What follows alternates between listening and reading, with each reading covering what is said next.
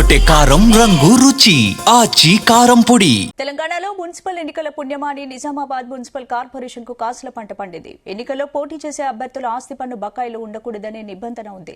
దీంతో అభ్యర్థులు ఇప్పటివరకు ఉన్న పెండింగ్ ట్యాక్స్లను ఒక్కసారిగా చెల్లిస్తున్నారు. నిజామాబాద్ మున్సిపల్ కార్పొరేషన్ లో ఒక అభ్యర్థి ఒకేసారి 7,47,00,000 బకాయిలు చెల్లించి నో డ్యూ సర్టిఫికెట్ తీసుకోవడం స్థానికంగా చర్చనీయాంశమైంది. ఇక ఇందుకు సంబంధించిన పూర్తి అప్డేట్స్ మా ప్రతినిధి సాయిలు అందిస్తారు.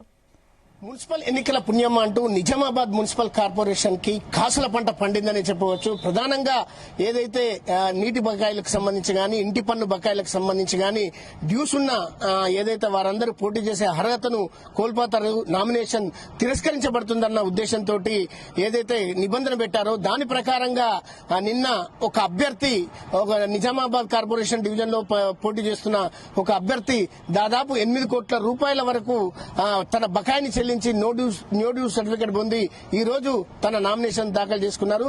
అయితే ఆ అభ్యర్థి ఒక కార్పొరేటర్ కోసం కాదు, ఆయన కేవలం ఈ కార్పొరేటర్ కోసమే కాకుండా ఏదైతే మేయర్ పదవి కోసం ఆశిస్తున్నారని చెప్పేసి మనకు తెలుస్తుంది. ఆ మేయర్ అభ్యర్థి ఈ 8 కోట్ల రూపాయల బకాయిను తనకు ఉన్న ఒక 3 ఏదైతే 3 స్టార్ హోటల్ కు సంబంధించిన, తర్వాత మిగతా కాలేజీకి సంబంధించినవన్నీ బకాయిలన్నింటినీ కూడా ఆయన నిన్న చెల్లించి ఈ రోజు నామినేషన్ దాఖలు చేసినట్టుగా తెలుస్తుంది. అంతేకాకుండా ఈ 60 డివిజన్లలో పోటీ చేస్తున్న అనేక మంది అభ్యర్థులు కూడా తమ ఏదైతే ఇంటి పన్ను బకాయిలు గాని, తర్వాత నీటి కుళాయిల బకాయిలు గాని వాటన్నింటినీ చెల్లించి వాళ్ళు నో డ్యూ సర్టిఫికెట్ తీసుకుని ఈ రోజు తమ అభ్యర్థిత్వాన్ని ఖరారు చేసుకునే పరిస్థితిలో ఉన్నారు. అయితే మొత్తానికి నిజామాబాద్ మున్సిపల్ కార్పొరేషన్ కు దాదాపు 8 నుంచి 9 కోట్ల రూపాయల ఆదాయం ఈ బకాయిల రూపకంలో ఈ మున్సిపల్ ఎన్నికల నేపథ్యంలో వసూలైనట్టుగా మనకు తెలుసు. ఇంటర్నేషనల్ హోటల్కి సంబంధించిన బకాయిలు ఏదైతే ఉండేనో వాటన్నిటిని కూడా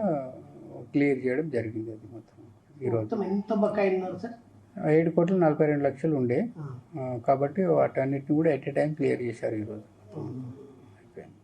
అంటే ఇది ఎన్ని సంవత్సరాల నుంచి యాక్చువల్గా 2009-2013 నుండి నడుస్తూ ఉంది, కేసు నడుస్తూ ఉన్నది. సో అది కొంత న్యాయపరమైన చిక్కులు ఉండి అది అట్లా నడుస్తూ ఉన్నది, కోర్టు కేసులో ఉండి. సో తను నోటీస్ కోసం వచ్చినప్పుడు ఇవన్నీ డ్యూస్ ఉన్నాయి కాబట్టి, డ్యూస్ ఉన్నప్పుడు నోటీస్ సర్టిఫికేట్ ఇవ్వడానికి రాదు కాబట్టి అని చెప్పేసి అంటే తను ఇమీడియట్గా తను పేమెంట్ చేసిండు. తర్వాత లీగల్గా ఏదైతే ప్రొసీజర్ ఉంటుందో, డీ ప్రొసీజర్ ఉంటుందో అదంతా కూడా తర్వాత చూసుకుంటామని చెప్పేసి అని చెప్పడం జరిగింది. మనకు ఖజానాలో ఏమైంది డీడీలో ఇచ్చారు. మనకున్న సంవత్సరం 8,14,00,000 రూపాయల డ్యూ ఉంటే కేవలం 7 కోట్ల లేదు 8,16,00,000 ఆన్లైన్లో కనిపించినా కూడా మిగిలిన ఏదైతే అమౌంట్ ఉందో వాళ్ళు ఆల్రెడీ డీడీలు ఇచ్చిర్రు అంతకుముందు అన్నట్లు, ఆల్రెడీ పేమెంట్ చేసినవి ఉన్నాయి మన దగ్గర అన్నట్లు. బట్ ఆన్లైన్లో అంత కనిపిస్తుంది, బట్ అంతకుముందు వాళ్ళు పేమెంట్ చేసినవి ఉన్నాయి అన్నట్లు.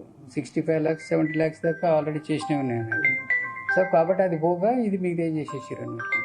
సార్ ఓవరాల్ గా అంటే ఈ ఒక్క అభ్యర్థి కాకుండా ఇంకా మిగతా చాలా మంది అభ్యర్థులు కూడా నోటీస్ సర్టిఫికేట్ తీసుకున్నారు. ఓవరాల్ గా మన ఖజానా ఎంత వచ్చింది? మొరలెస్ 7 అంటే మనకు దాదాపుగా నియర్లీ 8 crores వరకు వచ్చినట్లు లెక్క. అంటే 7,80,00,000 దాకా రావచ్చు అని అనుకుంటున్నాం మేము. ఎందుకంటే మిగతా వాళ్ళు అందరూ చిన్నవి ఉంటాయి, ఎందుకంటే 10,000 20,000 అట్లా ఉన్నాయి, కొందరు 500 1000 ఇట్లా కూడా ఉన్నాయి, చాలా ఉన్నాయి. పెద్ద అమౌంట్ మాత్రం ఇది ఒకటి అన్నట్లు. సో ఈ మున్సిపల్ ఎన్నికలు కార్పొరేషన్ కు కొద్దిగా ఖజానాకు అంటే లాభం చేకూర్చినట్టు భావిస్తున్నారా? కొంత పర్వాలేదు, అంటే long standing out standing pendings అయితే పెద్ద మొత్తంలో ఇది చాలా రోజుల నుండి పెండింగ్ ఉన్నది అయితే క్లియర్గా అయినాయి.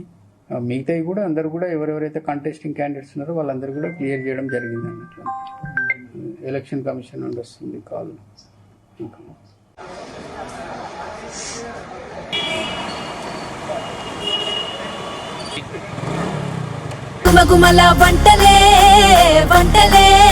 తెరకొట్టే కారం రంగు రుచి ఆచి కారం పొడి.